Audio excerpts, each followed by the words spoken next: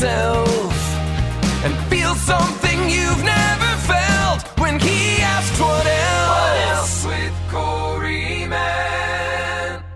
Hi, my name is Corey, and this is What Else with Corey Mann. My guest today is the lovely, the talented Natalie Layne. Wow! Thanks, Corey. What an intro. Did you like the dramatic pause? That was very dramatic. You got to do it for the drama. Okay. Yeah, for okay. sure. Let's get this right out of the way. You are 6'1". Yes, sir, I am.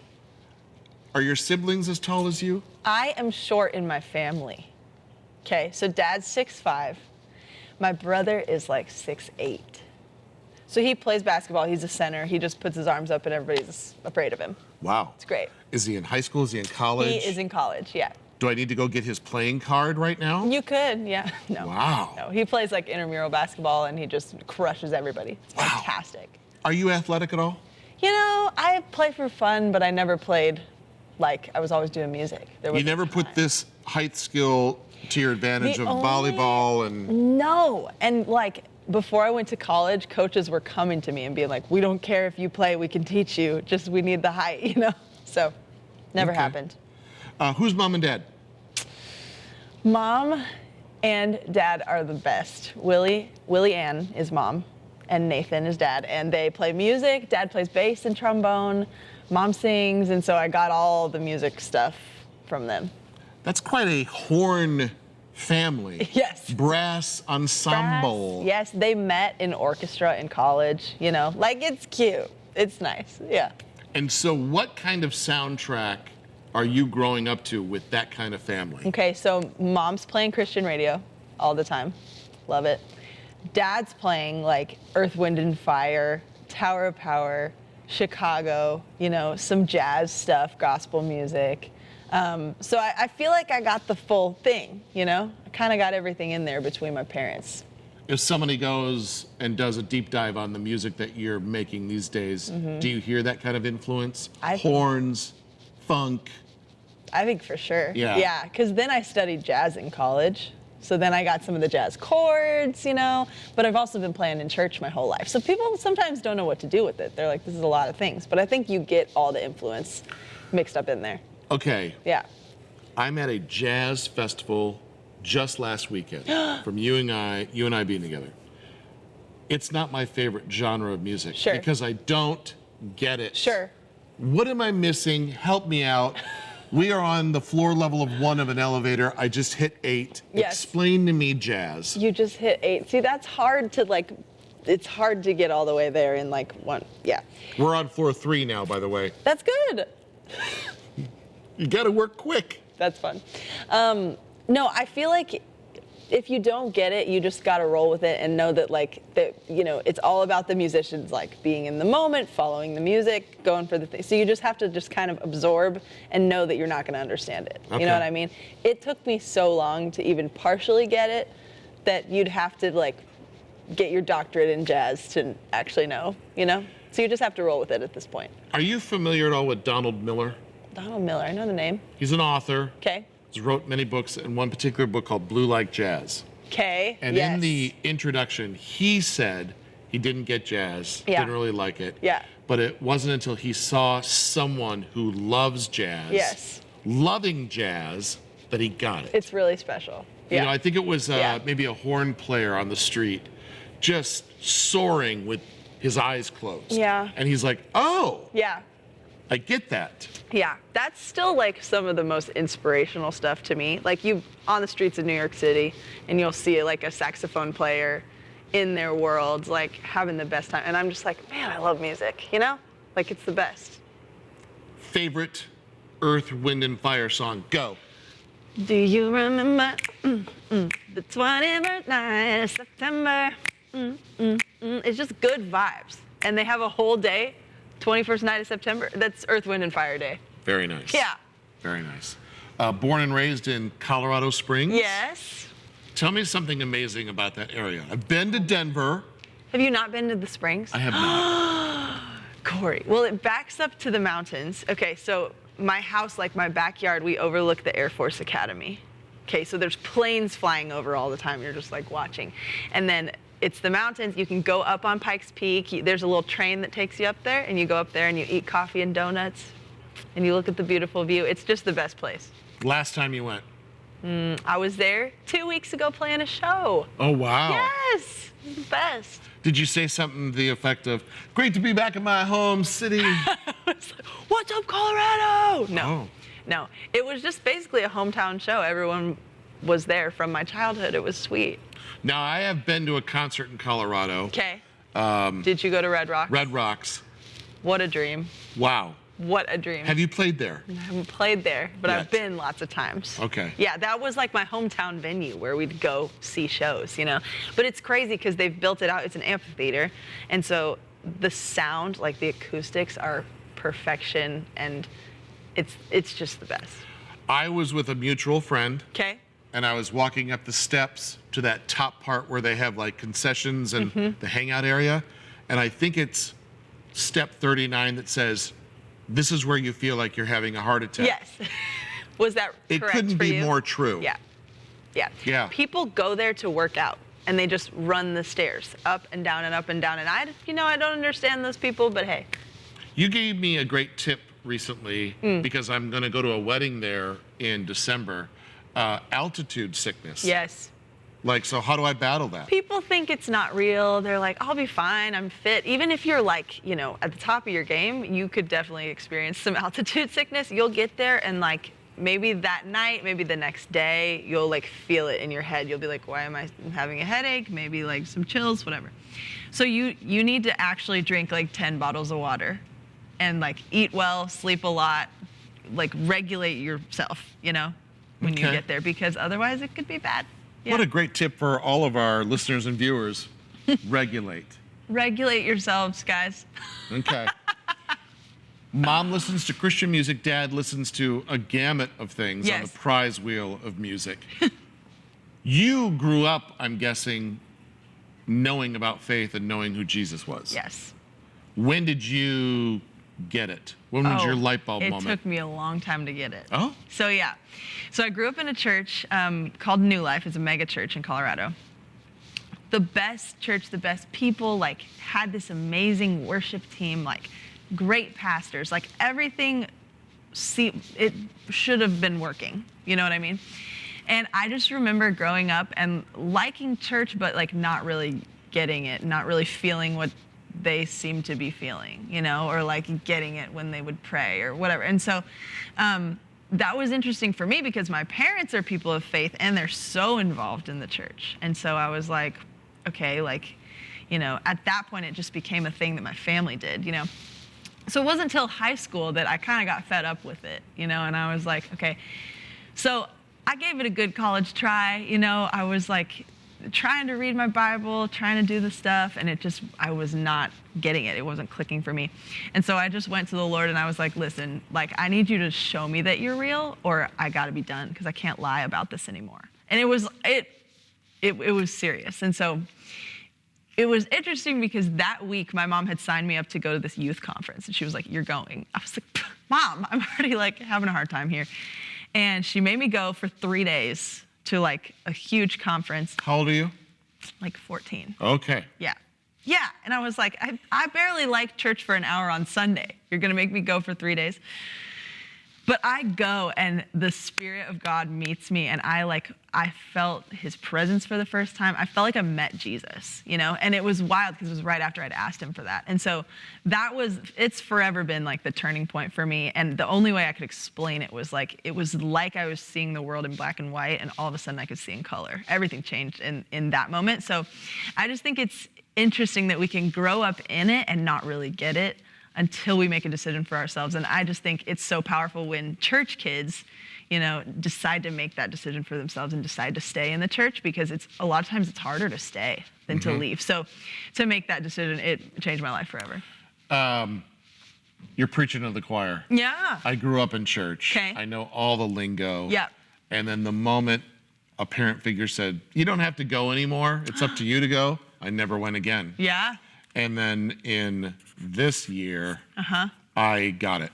Yeah. So that's What made where you I get it?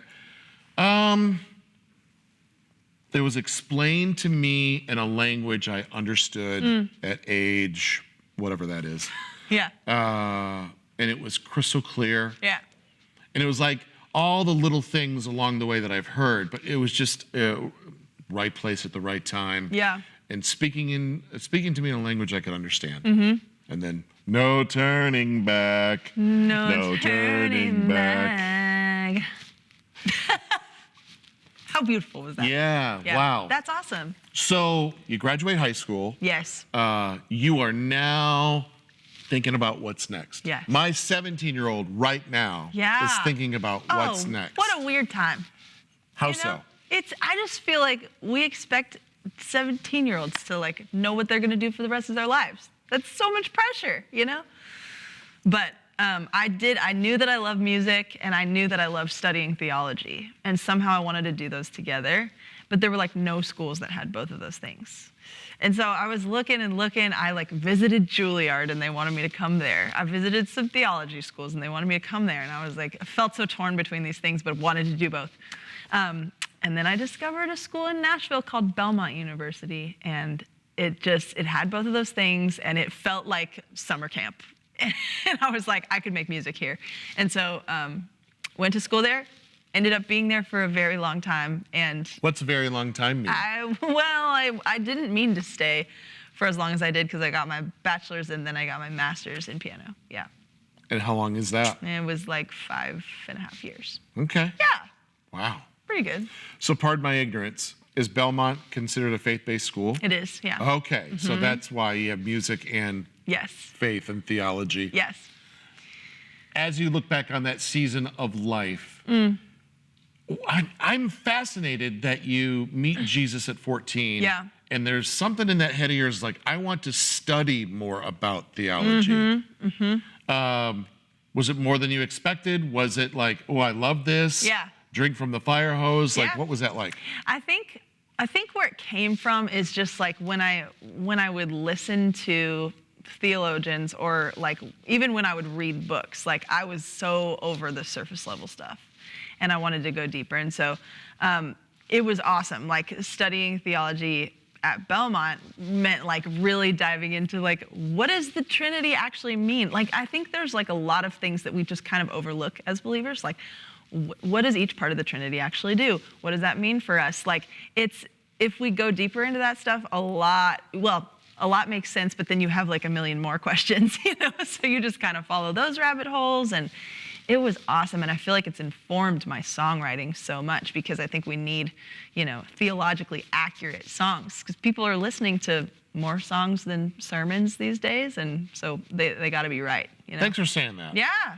It's true. I've always kind of wondered that in the back of my mind, like, who's going over these lyrics Totally. with a, not that I'm the Jesus police, but I'm just fascinated by, did that line up with what we've been taught? Totally. You know, moments like that. Totally. That's fascinating. Yeah.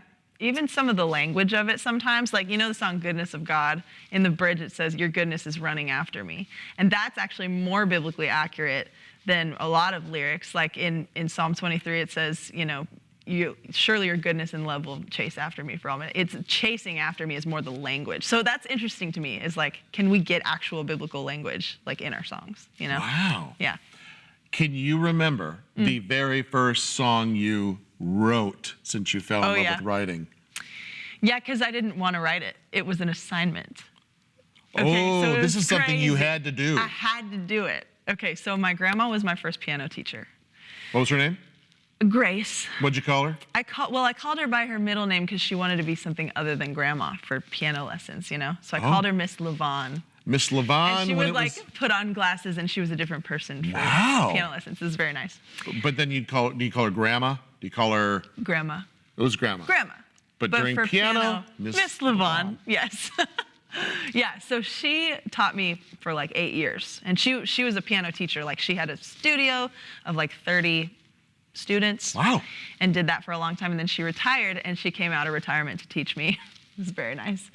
But one random piano lesson, she kind of wrote out my list of assignments for the week. And it was your classic stuff, you know, play your scales and do your reading and whatever. And then at the bottom it said, write a song. And I was like, what the heck, Grandma? Like, what do you mean just write a song? And so And she said, first of all, it's Miss Levon. she said, first of all, Don't. Miss Levon to you, don't insult Yeah. me. Yeah, no.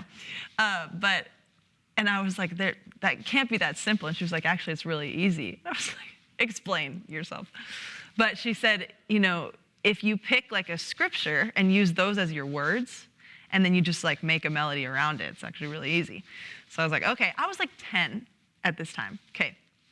So I found a psalm and I started writing around these lyrics. I will not fear, for God is my refuge. I will not fear, for God is my strength. And it was just super simple, but it became this really sweet song. And I was like, maybe I could do this again. And so then that kind of like sent me on a whole trail of writing songs from scripture.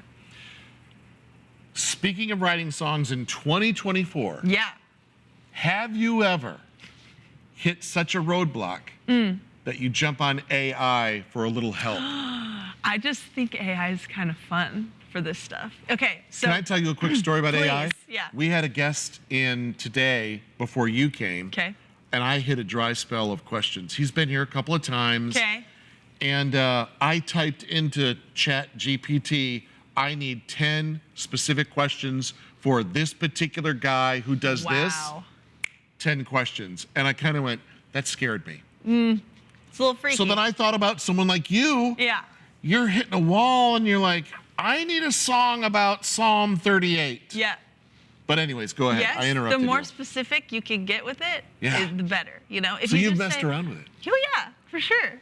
For sure. But you never like use it. You like I use it for ideas, if ever. Okay. You know.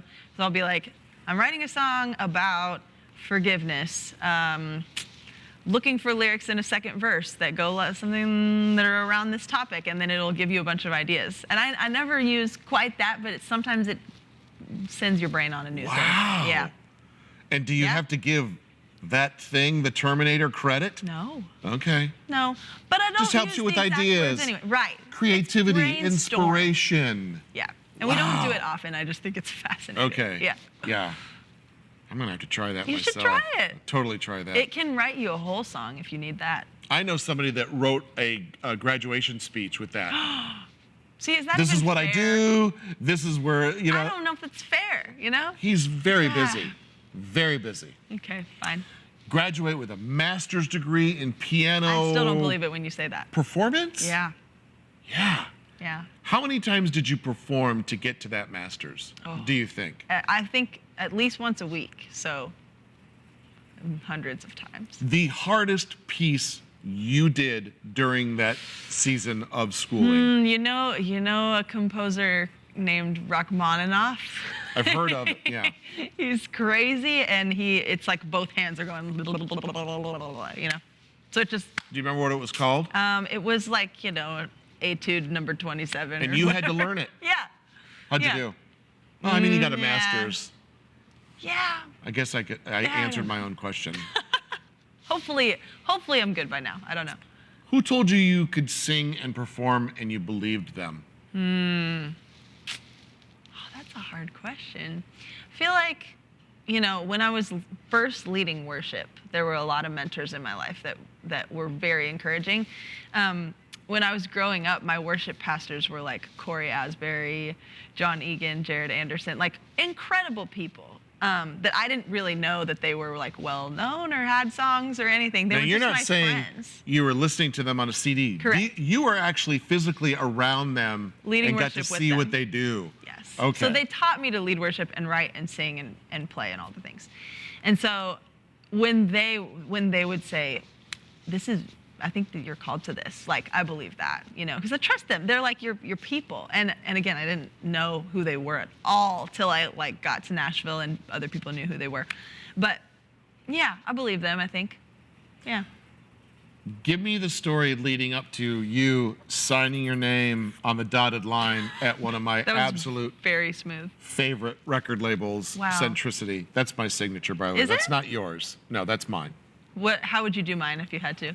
Natalie Layne. Yeah. I haven't done a cursive Natalie in a long time. In a long time. I think Done I it would. before? I think a great signature. We're going to go off the path a little bit here. I Sorry, think a guys. great signature is the letters. So the NL, Natalie Layne. That's good. So I don't know if you can see the C and then the M for me. So that's great. That's what mine is. Cool, so for cool. you, I would probably do an N. That's an M. I would do an N and an L. Is that great? And then maybe do something like that for That's your name. fun. I don't know. That's really nice. Let's see what you do. Yeah, This is just for us. I Sorry, do this that. is just for us. So I'll do the N and the L, right? Yeah, that makes And sense. then I do the Natalie. That totally makes sense. Right. This actually looks like the Young and the Restless logo. Does it? The soap opera? Yeah. All right. what Leading was up your to question? signing your record deal. Yes. Tell me about it. Oh, it was crazy. Yeah? It was crazy because the whole process was like, I was at Belmont getting my undergrad. Senior year, I played this showcase that they do at Belmont. And I thought it was just like a student thing. They have it in the arena at school. Everybody comes and like you play some songs with your friends, What I didn't know is that all the labels come to it. Okay. Oh. So after that, I start talking to these people, incredible people, meet Centricity, and was like, okay, if I ever signed, I think that those are my people. Who'd you meet? John Mays. John Mays. Hold for applause. Back to you. Okay. So, meet John Mays, that's 2019. So we're talking 2020 hits. Everything shuts down. Oh my. Everything, yeah. Crazy time. We kind of stopped talking. A couple more years go by. John Mays doesn't let it go. We keep talking. I end up going on a songwriting retreat with them in 2022, signing in 2023. And so the whole process was 4 years before I signed. Yeah. And it's been the best. Do you remember the day you signed your name on a document? What day? I think it was January 23. What was that like? What was that day like? Did Yeah. you dress up? I wore a blazer, it was business. Was right? it in their office? It was in their office. Yeah. Mom and Dad came. Oh, of course they did. It was really sweet. Yeah. We had cookies with the Centricity logo on it. We had, those things that go, I'm sorry? I call that a trumpet. no, the little like a party horn? Yeah. Okay. What do you call that? A party horn. Okay. Yeah. Unless That's what we had. I don't unless know. in Colorado they do it differently. Party horn?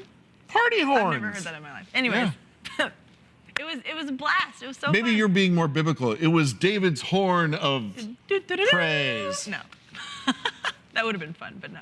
No, and then you sign your name like 20 times. Yeah, like you're buying a house, right? Yeah. Yeah. Okay. And you've read the contract, and you've been working on the contract for months and months, and What's it like when you get to hear a finished product, like a song, let's say Amen? Yeah. When you hear a finished song on the radio, what's that moment Oh, like? it's weird. It's weird because it's like I grew up listening to the radio, so it's like, wait, now it's me? That feels wrong, But it's so fun. Yeah? The craziest part to me has been when we then go play shows and people know the words. That's crazy. So you're up and you're playing piano, Yeah. and you're looking out in the crowd, and you can see someone Yeah. singing your song back to you. How do you not lose yourself in that moment Oh, of you like, could. oh, you go ahead? You totally, and sometimes I do. I'm like, you got it. Y'all sing it, It's just the sweetest when it's like the first beat of a song and they're like, oh, they just go for it. It's just so sweet that the song now means something to them. That's crazy. Because you saw that moment. Yeah. Because you see the reaction. Mm-hmm. Do you find yourself writing songs to replicate those moments? Like, are you at all going, this is an arena song? Or this is No. going to be a in the quiet time song? No. If I go there in my mind, I think I write worse songs. Okay. I think I write the best songs when I write what I need to hear or what God's doing in my life, and then hopefully someone relates, Okay. Yeah. What are you working on right now that you're super duper excited about? I'm so excited I'm working on some new songs. There are some that are just like piano and strings and really sweet songs. And I get to produce some of my songs too. So I love being in the studio and doing that. Pause button. Yeah. For someone who's like, what does that even Yeah. mean? Yeah. What do you mean you get to produce? Yeah. So usually on a record, there's a producer for each song. And the only way I can kind of liken it to like a director of a movie. You Okay. know, they're kind of like calling the shots, seeing what's going on. So in music, they're the ones who like decide what instruments we need on the song, put them all together, and are usually in the studio like at the board figuring out what needs to be done. Okay. Yeah. Okay. Yeah. It's like you see in the movies. Yes. Yeah. Are you going to add those influential horns that you grew up listening to? You know we have to. Eventually it's bound to happen. And when you add horns, you're going to need a trumpet? Trumpet, saxophone, trombone. Those are the big three? Yeah. Okay. Yep. If you get those three together, just the sound of the three of them, beautiful. Okay. Yeah. And do I dare even look at a calendar when we get to hear this stuff, or just know, before the end of the year, or? Before the end of the year. Oh, really? They'll start coming out in the fall, I think. Okay. Yep. Okay. Yep. Okay. Do you get to choose the musicians when you're producing? Like, I want Jobo McGanahan on the drums. Uh-huh. I want Big Tom on the trombone. Do you get to do that? Big Tom? I don't know. Yeah. Pee Wee McGee on the trumpet. I love Beep. Incredible trumpet impression. Thanks. Well done. Very nice. Yes, I get to pick the musicians, and now it's fun because we get to have some really great musicians on the songs. There's a song called "Grateful For" that John Mayer's band played on for us, Ooh. and so that was hang on, pretty you just cool. dropped something. A name. Sorry, let me just. Yeah, pick sorry, that back sorry, up. Okay, sorry. That's awesome. Yeah, it was so fun. But it's crazy because again, it's like the people you grew up listening to. So Yeah. it's cool. Natalie Layne, you are a delight. Every are. time I run into you, you are a true delight. Thanks, Corey. I think we should end on creating our own handshake. Love that idea. Okay. I feel like we should start out like very common friends and do just like a handshake. Right. And then Where would you go we from would, here? like, go- You want to do this? This feels very old school to me, and I'm You know? okay with that. Okay. Then maybe you slide out. We slide out, fist bump, Yep. And snap. and then snap. Is that too much? Not enough. There's got to be a slight bit of uniqueness. Maybe I'd like to add something. Oh, would you please? Okay, so let me see if I remember this. Handshake. What is this called? I don't know. Is there a name for this? I think this is arm wrestling. Arm wrestling. Yeah. And then we're sliding. Where can you go from And you here? were about to fist bump. Yeah. I would say before the fist bump, Butterfly. Oh. thumb wrestle. 1, 2, 3, 4. Clear. Oh, we go again. Try to keep her straight. And then like, very let's good at just thumb decide wars. not to. Oh. Then fist bump. You're not gonna let me snap. win? No, you won't win. I'm really good at thumb wars. Really? Really good. It's on. Okay. Huh. I think it's part of. Okay. We Wait, go slide again, go down. again. Okay, so Yeah. handshake, This. slide, thumb Thumb war. war. 1, 2, 3, 4. 4. I declare a thumb war. 5, 6, 7, 8. Try to keep your thumb straight. Okay.